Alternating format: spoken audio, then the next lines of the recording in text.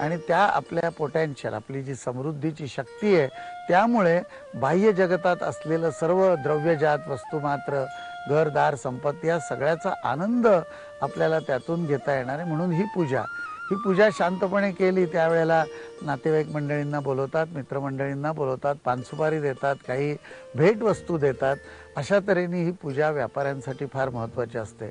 अर्थात त्याबरोबरच साधारणतः फटाके वगैरे उडवण्याची पद्धत असते, कारण आनंद व्यक्त करण्याचं ते एक साधन आहे. पण काही वेळेला या फटाक्यांचा इतका अतिरेक करतात की आपला मोठा व्यापार आहे म्हणून 1000 फटाक्यांची माळ, 10,000 फटाक्यांची माळ, 50,000 फटाक्यांची माळ, उगाच मोठे मोठे ॲटम बॉम्ब, अशा तऱ्हेने फटाके जे उडवतात ते मात्र चुकीचं आहे. एक तर पूजा संपल्याशिवाय कुठलेही फटाके उडवले तर इकडे पूजा काय चालली आहे आणि मंत्र काय म्हणतात आहेत किंवा एखादं छान संगीत लावलेलं ऐकू येत नाही. आणि त्यानंतर पूजा संपल्यावरच फटाके उडवायचे आणि तेही एक वातावरणामध्ये उत्साह भरेल, एक प्रकाशाची अतिसीमा परिसीमा गाठेल अशा तऱ्हेने एक तेवढ्यापुरते फटाके उडवायचे. म्हणजे मग हे लक्ष्मीपूजन आहे ते सार्थक होऊ शकेल.